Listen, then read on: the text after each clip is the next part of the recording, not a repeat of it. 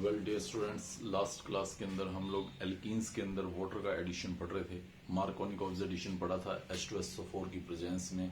जब हम वाटर को डालते हैं तो एक कार्बोकेटायन बनते हुए आपको प्रोडक्ट मिलता था अल्कोहल। आज यहाँ पे वही अल्कोहल बनाने की कोशिश करेंगे, बट दो स्पेशल रिएक्शंस हैं, बाय नेम रिएक्शंस हैं और बहुत इंपॉर्टेंस है उन रिएक्शंस का जो मार्कोनिकोव्स और एंटी मार्कोनिकोव्स एडिशन दिखाते हैं एल्कीन्स के अंदर वाटर का। उसमें पहली रिएक्शन यहाँ पे जो मैं आपको आज समझाने वाला हूँ वो है ऑक्सीमर्क्यूरेशन डीमर्क्यूरेशन रिएक्शन। दो स्टेप्स के अंदर ये रिएक्शन होती है। फर्स्ट स्टेप में हम ऑक्सीमर्क्यूरेशन करते हैं और सेकंड स्टेप के अंदर हम डीमर्क्यूरेशन करते हैं। तो मैं एक अनसिमेट्रिकल एल्कीन लेके अपनी इस स्टोरी को प्रोसीड करता हूं। जैसे ये मेरे पास एक अनसिमेट्रिकल एल्कीन है प्रोपीन। मैं यहां इसके अंदर मर्क्यूरिक एसिटेट डालूंगा HgOAc ट्वाइस। ओपन फॉर्म में दिखाऊं मैं आपको तो ये कुछ ऐसा है OCOCH3।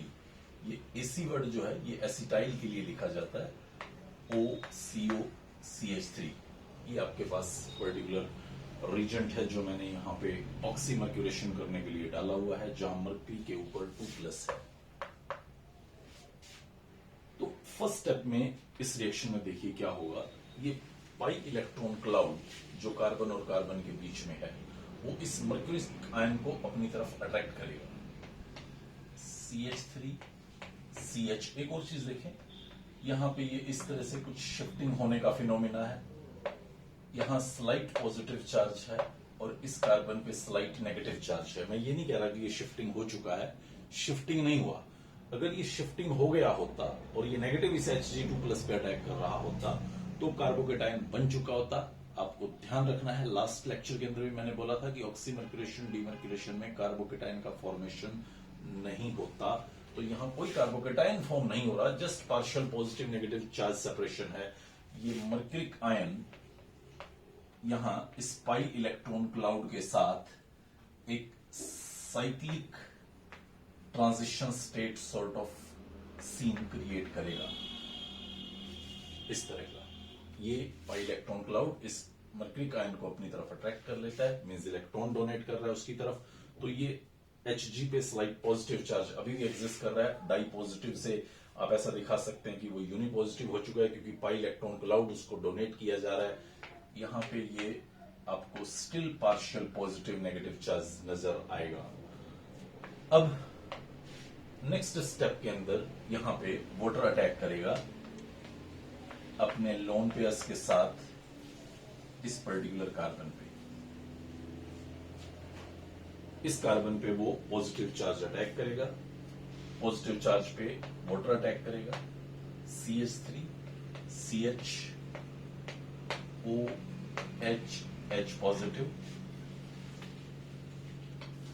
CH2 Hg positive. ये बॉन्ड यहां से कंप्लीटली टूट गया है और आपके सामने ये पर्टिकुलर स्पीसीज फॉर्म हुई है। ऑक्सीजन पे पॉजिटिव चार्ज है। ऑक्सीजन अपने पॉजिटिव चार्ज को रिमूव करने के लिए यहां से एक प्रोटॉन को रिलीज करेगा। रिजल्टिंग ऑक्सीजन का lone pair as it is regenerate होगा। See here next point, CH3 CH OH CH2 Hg positive. उसके बाद ये ऑक्सीमर्क्यूरेशन रिएक्शन था। उसके बाद हमारा एम है यहां पे डीमर्क्यूरेशन करना, मींस मर्क्यूरी को रिमूव करना। सोडियम बोरोहाइड्राइड NaBH4 एक रिड्यूसिंग एजेंट यहां से डीमर्क्यूरेशन करेगा। ये H नेगेटिव सोडियम बोरोहाइड्राइड का, हालांकि आयनिक फॉर्म में नहीं जाता, B और H का कोवेलेंट बॉन्ड होता है, तो वो कोवेलेंट बॉन्ड यहां पे अपने H नेगेटिव पार्ट के साथ इस पे अटैक करता है। सी हियर वेरी केयरफुली, ये आपका यहां पे H नेगेटिव इस पर्टिकुलर कार्बन पे अटैक करेगा। रिजल्टिंग ये आपको बना के देगा CH3 CHOH CH3। तो इस तरह से आपके पास प्रोपेन टू ओल ये पर्टिकुलर प्रोडक्ट फॉर्म होगा। ये जो यहां से इलेक्ट्रॉन मैंने इस Hg+ को दिया है तो उसका पॉजिटिव चार्ज खत्म हो जाएगा, साथ में यहाँ पे मर्करी आउट हो जाएगा, साथ में आपका साइड प्रोडक्ट की फॉर्म में निकला है CH3COO नेगेटिव 2 मोल। अब फिर दोबारा ध्यान से देखें एक बार इसको। ये हमारा एक अनसिमेट्रिकल एल्कीन है, मर्क्यूरिक एसीटेट डाला गया है, Hg2+ यहाँ पाई इलेक्ट्रॉन क्लाउड के साथ साइक्लिक आयन बनाता है, साइक्लिक मर्क्यूरिक आयन बनाता है। इस प्लस के साथ आप समटाइम अगर OCOCH3 एक लगा पाते हैं तो कंफ्यूज्ड मत हो, फिर ये पॉजिटिव दिखाने की जरूरत नहीं पड़ेगी, या आप इसके ऊपर भी नेगेटिव दिखा दें कि इस पर प्लस के साथ एक माइनस अट्रैक्टेड है। वो कुछ बहुत लंबा चौड़ा डिस्कशन का पॉइंट नहीं है। जब Hg2+ था तो 2 एसीटेट आयन उसको न्यूट्रलाइज कर रहे थे, यहाँ पे Hg+ बन गया तो एक एसीटेट आयन उसको न्यूट्रलाइज कर रहा है, तो इसको दिखाने की जरूरत नहीं है, ये ज्यादा कंफ्यूज करेगा हमें। अब वाटर इस पर्टिकुलर कार्बन पे अटैक करता है और यहां से ये बॉन्ड टूट के Hg इसके साथ कनेक्टेड होगा, जैसे मैंने ये यहाँ नेक्स्ट स्टेप पे दिखाया हुआ है। ऑक्सीजन अपने पॉजिटिव को खत्म करने के लिए H को रिलीज करेगा। नेचुरल फिनोमिना बोला हुआ है कि O या N पे पॉजिटिव चार्ज आ जाए तो H को हटा देते हैं, रिजल्टिंग आपके पास ये पर्टिकुलर एक स्टेज बनती है जहां हाइड्राइड डाले जाने के बाद ये बॉन्ड्स मर्करी को अपना इलेक्ट्रॉन देंगे, H नेगेटिव यहां अटैक करेगा, ये मर्करी आपकी डिपॉजिट हो जाएगी, ये अल्कोहल आपका बन जाएगा और एक और एसीटेट आयन वहां से रिलीज हो जाएगा। तो पहला एसीटेट आयन मैंने यही स्टार्टिंग पे रिलीज कर दिया था, दूसरा अब निकाल रहा हूं। आप टोटल ओवरऑल ध्यान रखें कि 2 एसीटेट आयन फ्री हो गए और मर्करी आपके पास यहाँ पे सॉलिड फॉर्म में सॉरी अपनी नेचुरल जो भी उसकी लिक्विड फॉर्म है उसके अंदर यहाँ पे डिपॉजिट होता नजर आएगा और प्रोपेन 2 ओल बन चुका होगा, जिसमें वाटर का आप डेफिनेटली चेक कर सकते हैं मार्कोनिक ऑक्सीडेशन है, नेगेटिव पार्ट वाटर का यहाँ गया है और पॉजिटिव पार्ट यहाँ गया है, और इस पूरे रास्ते में कहीं कार्बोकेटायन नहीं बना। Please remember this is not carbocation, this is just having carbon with partial positive charge. Complete positive charge जब होगा तभी हम उसको कार्बोकेटायन कह सकते थे। यहां अगर इस तरह कोई आगे चेन की सिचुएशन बड़ी है तो रीअरेंजमेंट जैसा कोई सीन नजर नहीं आएगा, रिजल्टिंग आपका product without any rearrangement form होगा। और यही इस रिएक्शन की इंपॉर्टेंस थी, क्योंकि लास्ट रिएक्शन के अंदर जब हम वाटर विद H2SO4 डालते थे तो कार्बोकेटायन बन जाता था जो रीअरेंज हो सकता था। आज उस रीअरेंजमेंट के रिस्क को हमने खत्म कर दिया और अपना वो प्रोडक्ट फॉर्म कर लिया। आप अगर मैकेनिज्म ना भी याद रखें, सिंपली याद रख लीजिए, सिंपली बस एक इस रीजन को याद रख लीजिए। लाइक अगर मैं आपको दिखाऊं कि अगर आपसे एग्जाम पॉइंट ऑफ व्यू से आपको रिप्रेजेंट करना है इस रिएक्शन को, तो आप सिंपली इसको नंबर 1, इसको नंबर 2 लिखें, NaBH4। समटाइम बेसिक मीडियम में इसको दिखा रखा होता है, आप खाली भी लिख देंगे तो चलेगा। और आप इसे जस्ट इतना लिख दीजिए, और एडिशनल लिखना चाहें तो मर्करी प्लस 2 एसीटेट लिख दीजिए। ये बिल्कुल परफेक्ट आंसर रहेगा, आपको इतने की ही ज्यादातर टाइम जरूरत रहेगी। मैकेनिज्म जस्ट आपके ब्रेन को ब्रॉड करने के लिए है। इस HgOAc की बजाय समटाइम आपको यहाँ पे H की बजाय F लगे नजर आए तो भी आपको कंफ्यूज नहीं होना। ये भी जस्ट रिएक्शन को और ज्यादा ईज के साथ परफॉर्म करने के लिए यूज किया जा सकता है in spite of this particular reason. Next reaction की तरफ आगे बढ़ते हैं, hydroboration oxidation reaction. Hydroboration oxidation reaction में हम किसी एल्कीन के अंदर, अगेन अनसिमेट्रिकल एल्कीन ले रहा हूं मैं, वाटर का एडिशन करना चाहते हैं, एंटी मार्कोनिक ऑक्सीडेशन करना चाहते हैं, मतलब अब की बार उस कार्बन पे नेगेटिव रीजेंट को भेजना चाहते हैं जहां पे ज्यादा हाइड्रोजन्स हैं, ये बनाना हमारा एम है। तो फर्स्ट स्टेप है हमारा हाइड्रोबोरेशन, जिसमें मैं एल्कीन को B2H6 के साथ in presence of tetrahydrofuran react कराऊंगा। तो ये मुझे एक कंपाउंड देता है 3CH3CH2CH2 थ्राइस B, इसको हटाएं यहां से, ये बनाता है ट्राइप्रोपाइल बोरेन बनाता है, ये आपके सामने, ये पहला स्टेप होता है, इसको हम बोलते हैं हाइड्रोबोरेशन। उसके बाद इस पर्टिकुलर कंपाउंड को हम हाइड्रोजन पेरोक्साइड के साथ रिएक्ट कराते हैं in presence of A base, तो ये मुझे देता है CH3CH2CH2OH प्लस BO3 3 नेगेटिव। इस सेकेंड स्टेप को बोल रहा हूं ऑक्सीडेशन। तो दोनों एक साथ कराऊंगा मैं, हाइड्रोबोरेशन ऑक्सीडेशन। देख सकते हैं आप एल्कीन के अंदर वाटर का एंटी मार्कोनिकोव एडिशन हो चुका है। तो चलिए एक बार मैकेनिज्म को देखते हैं कि किस तरह से ये रिएक्शन प्रोसीड करती होगी। दोनों स्टेप्स को दिमाग में ध्यान रखें। पहले मैं फर्स्ट स्टेप का मैकेनिज्म एक्सप्लेन करूंगा और फिर सेकेंड स्टेप का मैकेनिज्म एक्सप्लेन करूंगा। तो देखें यहां पे मैंने प्रोपीन लिया हुआ है। मैं आपको एक अपना थॉट्स का मैकेनिज्म बताता हूं जो गलत है हालांकि, लेकिन जस्ट बात को समझने के लिए आप इसको थोड़ा सा अंडरस्टैंड करें। ये डाइबोरेन था जिसका मैंने मोनोमेरिक फॉर्म आपको दिखाया है BH3, B2H6 उसका डाइमर फॉर्म था। तो BH3 एक इलेक्ट्रॉन डेफिशिएंट स्पीसीज होती है जिसके पास खाली ऑर्बिटल्स हैं। मुझे लगा कि ये पाई इलेक्ट्रॉन यहां इस रीजेंट के डलने पे शिफ्ट हो जाएंगे और ये कार्बन का नेगेटिव इस बोरोन में अटैक करेगा, रिजल्टिंग मेरे पास ये CH3 CH plus CH2 BHHH यहां बोरोन पे नेगेटिव चार्ज आ जाएगा। पाई इलेक्ट्रॉन्स शिफ्ट हुए यहां पे, यहां से इस बोरोन के पास। तो बोरोन के पास एक एडिशनल इलेक्ट्रॉन बन रहा है, वो नेगेटिव चार्ज पोजेस करेगा। नॉर्मली 3 बॉन्ड बनाता था, चौथा बॉन्ड बना रहे हो, इलेक्ट्रॉन डोनर उसके पास आ रहा है तो उसके ऊपर नेगेटिव चार्ज आ जाएगा। अब ये अपने पॉजिटिव को खत्म करने के लिए यहां से H निकालेगा, सॉरी H निकालेगा, H नेगेटिव की फॉर्म में। वो गलत एरो बन रहा था, अगर इधर इलेक्ट्रॉन छोड़ रहा हूं तो फिर उसको और ज्यादा इलेक्ट्रॉन्स दे रहा हूं और वो उसकी कैपेसिटी नहीं है। वो ज्यादातर अपने नेगेटिव को खत्म करने के लिए यहां से H निकालेगा और result CH3 CH plus CH2 BHH कुछ ऐसा बन जाएगा। ये नेगेटिव खत्म हो गया, H नेगेटिव इस जगह पे अटैक करेगा और हमारे पास बनेगा CH3 CH2 CH2 BH2 C है। ये आपका एक पर्टिकुलर इंटरमीडिएट प्रोडक्ट बन गया है।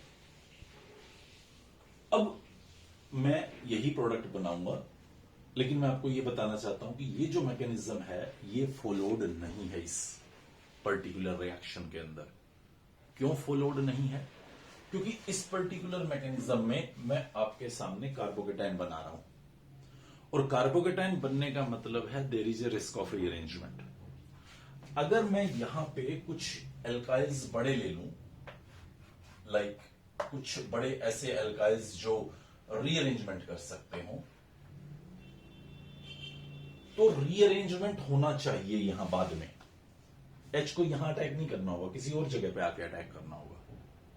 लेकिन हमने ऐसे स्ट्रॉन्ग एविडेंस इकट्ठे किए जो हमें सजेस्ट करता कि कोई रीअरेंजमेंट प्रोडक्ट नहीं बनता। मतलब हम कितना ही बड़ा एल्कीन क्यों ना ले लें, कोई रीअरेंजमेंट प्रोडक्ट नहीं बनता। और जब रीअरेंजमेंट प्रोडक्ट नहीं बनता तो हमें स्ट्रिक्टली ये बात समझनी होगी कि कार्बोकेटाइन नहीं बनता। और कार्बोकेटाइन नहीं बनता तो मैं तो इस रास्ते पे कार्बोकेटाइन बना रहा हूं। मतलब ये जो इस तरह का पाथ मैं प्रेडिक्ट कर रहा था, इस तरह का पाथ ये रिएक्शन शो नहीं करती। तो फिर कैसा करती है? चलिए अब उसको दिखाता हूं मैं कि पाथ कैसा शो करती है। ये दिखाया क्यों मैंने? जस्ट ये समझाने के लिए कि किसी एक रिएक्टेंट से प्रोडक्ट पहुंचते हुए हमें कई पाथ्स नजर आएंगे कि हाँ ऐसा कर दूं वैसा कर दूं, लेकिन हमें चलना उस पाथ पे होगा जिसके हमारे पास एविडेंस होंगे।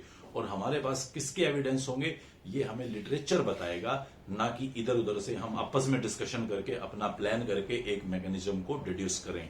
मैकेनिज्म वही है जो हमें एविडेंस के साथ पता हो, और एविडेंस के साथ जो मैकेनिज्म्स पता है वही आपके सामने एक्सप्लेन रहते हैं बुक्स के अंदर, लिटरेचर के अंदर, ना कि हाइपोथेटिकल इस तरह के जो हम अपने सोच से बनाएं। तो ध्यान रखिएगा, सोच से कुछ नहीं बनाना। सोचिए अच्छी बात है, बट उसके एविडेंस कंफर्म करने के बाद ही उस मैकेनिज्म की रूपरेखा तैयार करें। ये मेरे पास दोबारा से वो एल्कीन है और मैंने इसके अंदर BH3 डाला था, सी है, ये BH3 डाला था मैंने। जहां मैं दिखा रहा था बोरोन के पास खाली ऑर्बिटल्स हैं जहां पे वो इलेक्ट्रॉन्स को अट्रैक्ट कर सकता है, एक्सेप्ट कर सकता है। तो इस एल्कीन का ये पाई इलेक्ट्रॉन क्लाउड इस बोरोन के साथ या इस BH3 के साथ एक इस तरह का साइक्लिक ट्रांजिशन स्टेट बनाने की कोशिश करता है। मतलब वो पाई इलेक्ट्रॉन क्लाउड और ये इलेक्ट्रॉन डेफिशिएंट बॉडी, ये इलेक्ट्रॉन रिच जोन और ये इलेक्ट्रॉन डेफिशिएंट जोन, तो ये दोनों आपस में एक attraction sort of scene show कर रहे हैं, जहां पे ये पाई इलेक्ट्रॉन्स कुछ कुछ बोरॉन्स के पास चले गए हैं। ये हमारा ट्रांजिशन स्टेट बनता है। उसके बाद साइमल्टेनियस एक काम हो रहा है। देखिए, ये वाला बॉन्ड टूट के इधर जा रहा है और ये वाला इधर आ रहा है, यानी कि फाइनली आपके पास एक स्पीसीज बन रही है CH3CH, ये H इसके पास लग गया, CH2BH2 एक ये बन गया। और आप ध्यान दें तो उस स्टेप के अंदर भी मैंने यही बनाया था, CH3CH2CH2BH2, सॉरी ये H हट चुका है, CH3CH2CH2BH2, ये वाला बॉन्ड टूट गया, ये इधर आ गया, तो ये मैंने इसके साथ कनेक्ट कर दिया, अब ये इसके साथ, ये इस तरह से साइमल्टेनियस वन स्टेप सिस्टम रहता है, जिसके अंदर ये ट्रांजिशन स्टेट बन के फाइनली ये बना लेती है। किसी तरह का कोई कार्बोकेटायन फॉर्मेशन नहीं होता। अब ये जो स्पीसीज बनी है, ये स्पीसीज फिर किसी एल्कीन के पास पहुंचती है। देखेंगे आप, फिर दोबारा से यही दिखाने की कोशिश करूंगा मैं। ये वो एल्कीन है, इसके पास ये स्पीसीज फिर पहुंचती है, क्योंकि ये अभी भी इलेक्ट्रॉन डेफिशिएंट है। बोरोन का तो वही हाल हो चुका है, बोरोन का तो वही हाल हो चुका है जो पहले था, means electron deficient.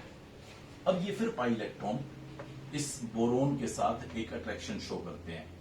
This bond is slightly weekend, वो टूटने की तैयारी कर रहा है, ये बनने की तैयारी कर रहा है, ये बनने की तैयारी कर रहा है, और ये टूटने की तैयारी कर रहा है। तो इस तरह से एक साइक्लिक हमारे पास ये इंटरमीडिएट ट्रांजिशन स्टेट बन रही है। फिर फाइनली ये टूट जाता है और ये टूट के इधर ये बन जाता है। ये नया बना, ये नया बना, ये टूट गया और ये टूट गया। अल्टीमेटली आपके पास क्या बना, see here, just you will see here, ये बन गया। दो एल्काइल ग्रुप बोरोन पे सब्स्टिट्यूट हो गए। फिर दोबारा देखें क्या हुआ। अब फिर मैं वापस एल्कीन ले आता हूं, ये हमारे पास एल्कीन है, और अब ये स्पीसीज वैसा ही एक बोरोन, वैसा ही एक डेफिशिएंट बोरोन, जिसके इस तरफ एक इथाइल लगा हुआ है। ये जो प्रोडक्ट बना रहा हूं यही यहां पे लेके आ रहा हूं। ये फिर वही आप एल्काइल देख सकते हैं, दो एल्काइल एक H लगा हुआ, ये पाई इलेक्ट्रॉन के साथ ठीक वैसा ही फिर दोबारा से अट्रैक्शन हो रहा है। ये बॉन्ड वीक हो रहा है, ये भी थोड़ा सा वीक हो रहा है, और ये भी वीक हो रहा है।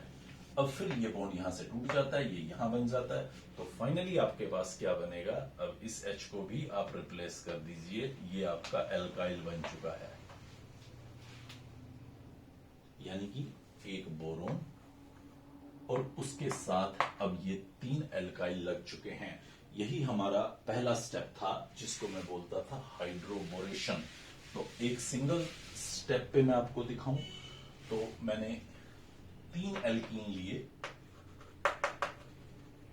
ये 3 एल्कीन लिए, इसके अंदर मैंने BH3 डाला THF के अंदर, और ये कन्वर्ट हुआ CH3CH2CH2 थ्राइस B, इसमें कन्वर्ट हुआ। अब ये पहला स्टेप हो चुका है। अब दूसरा स्टेप मुझे देखना है, उसमें क्या कर रहा हूं मैं। यहां पे ये बोरोन है मेरे पास, जहां पे ये 3 इथाइल लगे हुए हैं, CH2CH2CH3, और यहाँ पे भी सेम ऐसे ही ये 3 एल्काइल लगे हुए हैं। अभी फिलहाल इनको सेफर साइड R से रिप्रेजेंट कर देता हूं, और इसके अंदर ऑक्सीडेशन कर रहा हूं, hydrogen peroxide in presence of A base. तो OH नेगेटिव इसके H प्लस को आउट कर लेता है, यहां से वाटर रिलीज होता है, और आपके पास बनती है ये एक स्पीसीज OOH नेगेटिव, जो एक नेगेटिव बॉडी इस बोरोन की वैकेंट ऑर्बिटल्स पे फिर दोबारा से अटैक करती है।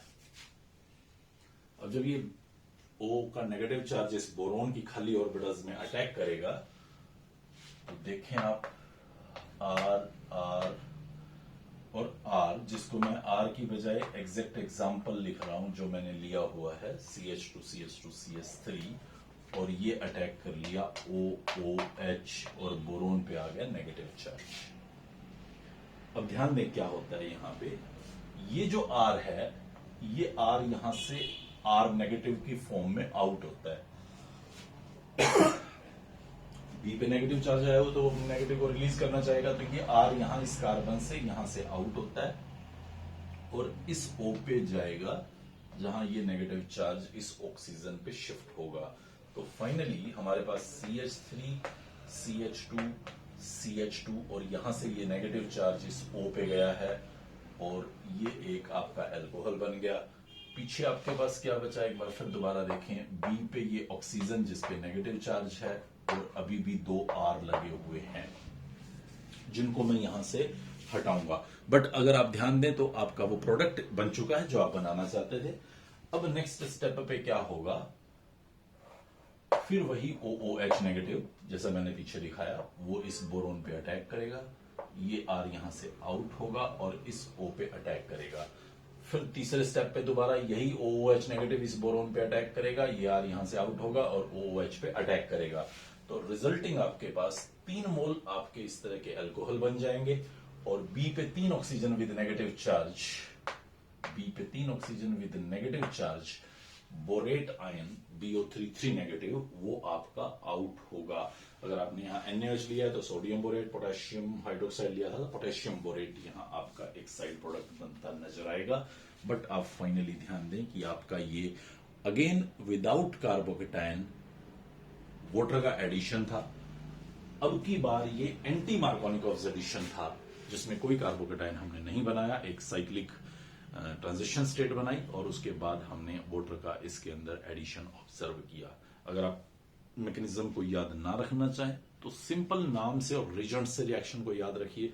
हाँ, किसी भी एल्कीन में, एल्काइन में इन फ्यूचर अगर आपको वाटर का एडिशन करना है एंटी मार्कोनिकोव तो आप हाइड्रोबोरेशन को फॉलो कर लें, आपको मार्कोनिकोव करना है तो आप ऑक्सीमर्क्यूरेशन डीमर्क्यूरेशन को फॉलो करें, वो बहुत बेटर विदाउट एनी असेप्शन आपका एक क्रैमिंग से प्रोडक्ट बनाने वाला तरीका परफेक्ट हो सकता है जहां गलती ना हो। जबकि H2SO4 के साथ वाटर के एडिशन में गलती होने के चांसेस थे क्योंकि रीअरेंजमेंट वहां पे पॉसिबल था।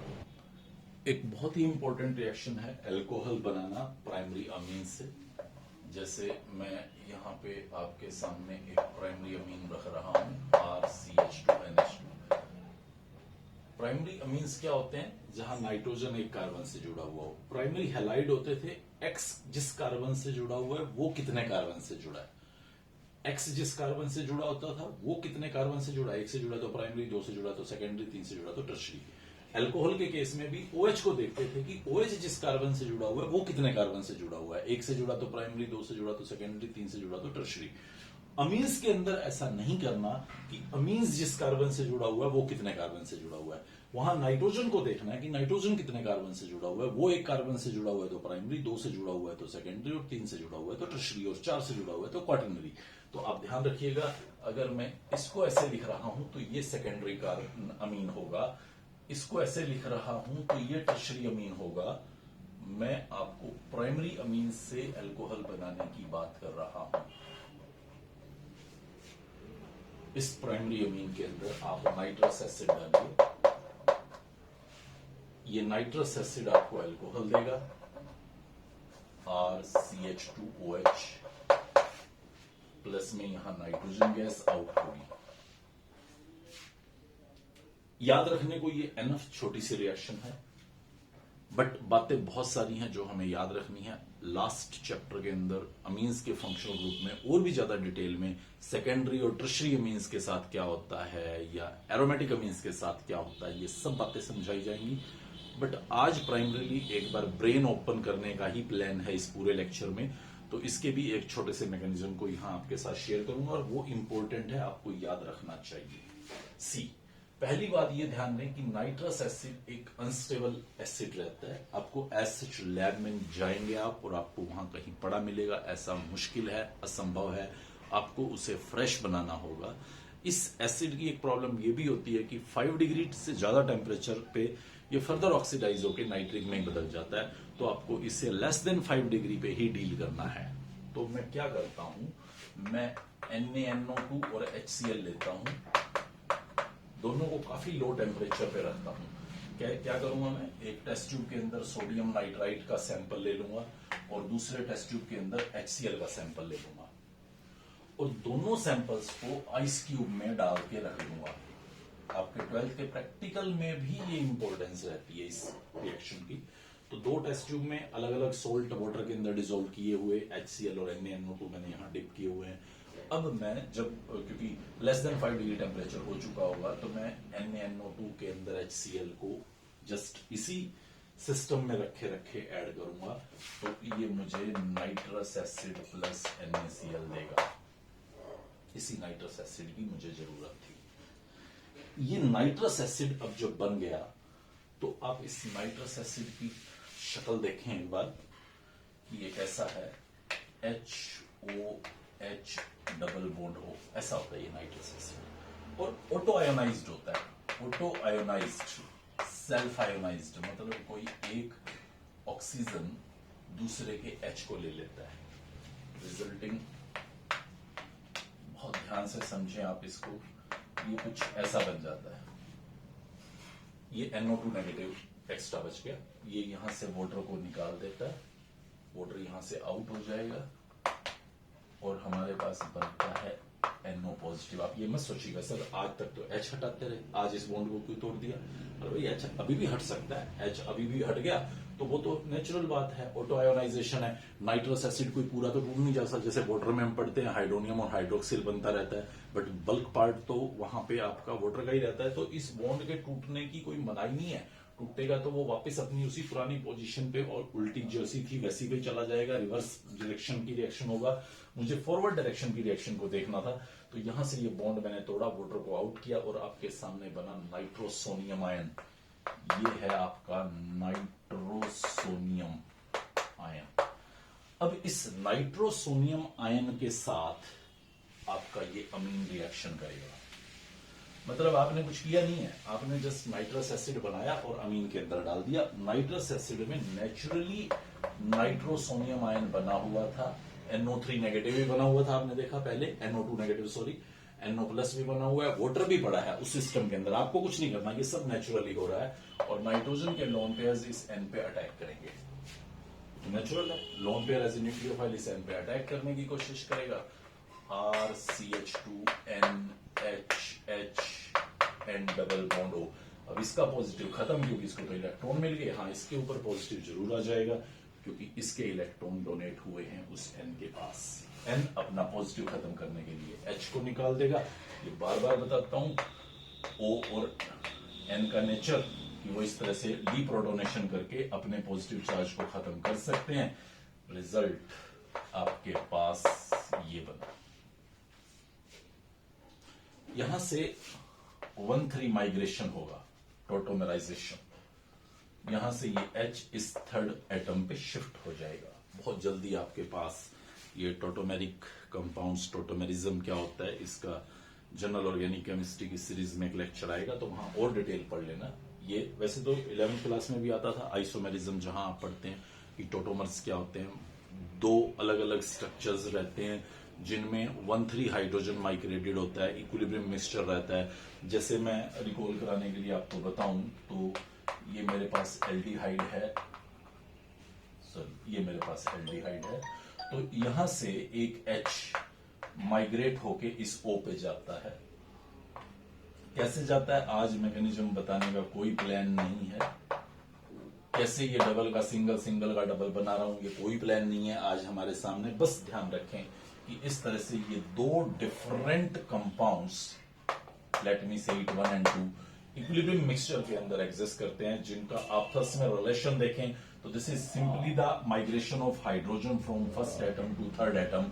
ये टोटोमेरिज्म होता है। तो यही टोटोमेरिज्म मैं यहां बता रहा था। यहां होगा 1 नंबर से H थर्ड नंबर के O पे चला जाएगा, रिजल्टिंग ये हमें RCH2N डबल बॉन्ड NOH देगा। अब आप थोड़ा कंफ्यूज होंगे कि ये क्यों हो रहा है, क्या उल्टा वाला भी हो सकता था। ये सब बातें हम डिस्कस करेंगे उसी लेक्चर के अंदर।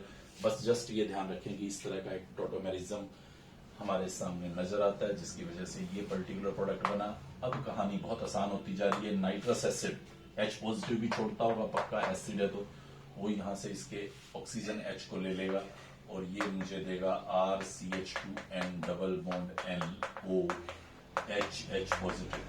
फिर O यहां से इस पेयर को खींच के यहां से वाटर को रिलीज कर देता है, तो ये वाटर आपका आउट हो गया और ये बन जाता है RCH2N डबल बॉन्ड N सी वेरी केयरफुली, और फिर ये पॉजिटिव। देखिए ये बॉन्ड तोड़ा तो N पे फिर दोबारा से पॉजिटिव आ जाएगा। अब ये नाइट्रोजन अपने एडजेसेंट नाइट्रोजन से एक लोन पेयर्स को लेगा यहां पे, रिजल्टिंग ये बन जाएगा RCH2N। अब ये पॉजिटिव यहां पे आ गया, लोन पेयर इधर चला गया, इधर ये 3 बॉन्ड बन गए और N का पॉजिटिव खत्म हो गया। फिर यहां से ये बॉन्ड टूटेगा, नाइट्रोजन आउट होगा और ये बनेगा RCH2 पॉजिटिव, एक कार्बोकेटाइन बना है। अब ये अच्छी बात है, इसको याद रखिएगा कि एक कार्बोकेटाइन बना है और इस कार्बोकेटाइन पे वाटर अटैक करेगा। अब क्या अच्छी बात थी कार्बोकेटाइन वाली, वो अभी नहीं बताने वाला, पूरी बातें इसकी अभी एक्सप्लेन कर ही नहीं रहा, पूरी बातें तो 4th चैप्टर में ही एक्सप्लेन करूंगा। ये वाटर ने अटैक कर दिया, अब O ने अपना पॉजिटिव हटाने के लिए H को रिलीज किया, ये वही H जो आपने एसिड वाला यूज किया था वापस सिस्टम में, और आपका RCH2OH अल्कोहल वो रेडी है।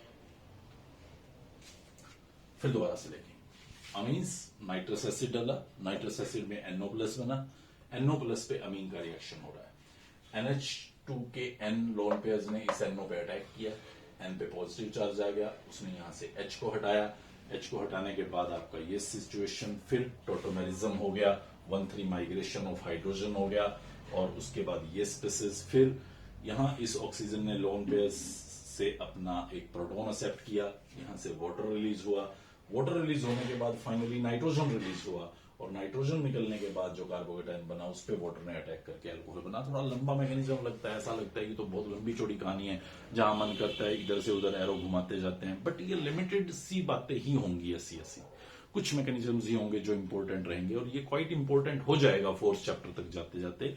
आज फर्स्ट टाइम इसीलिए बता दिया कि दिमाग में थोड़ा सा एंटर करे, ताकि 4th पे इसको अच्छे से दिमाग में सेटल कर दें, तब तक हम कुछ और रिएक्शंस की तरफ आगे बढ़ेंगे। आई थिंक अभी हमने आज 2 पर्टिकुलर मैकेनिज्म्स डिस्कस किए हैं ज्यादातर, एल्कीन्स से किस तरह से प्रिपेयर किया जा सकता है और अमीन से किस तरह से प्रिपेयर किया जा सकता है। सेकेंडरी टर्शरी के साथ क्या होगा ये वहीं पढ़ लेंगे, और जो भी बातें इससे रिलेटेड पढ़नी है उसी चैप्टर के अंदर जाके पढ़ेंगे। बस इतने ही पार्ट को अभी समझने की, ध्यान रखने की कोशिश करनी है। नेक्स्ट लेक्चर में फिर दोबारा से हम लोग इसी अल्कोहल्स को प्रिपेयर करने की कोशिश करेंगे, from aldehydes, ketones, acids, derivatives, इन सब से किस तरह से बनाया जा सकता है अल्कोहल को। तो इसको अच्छे से पढ़ें, तब तक गुड बाय।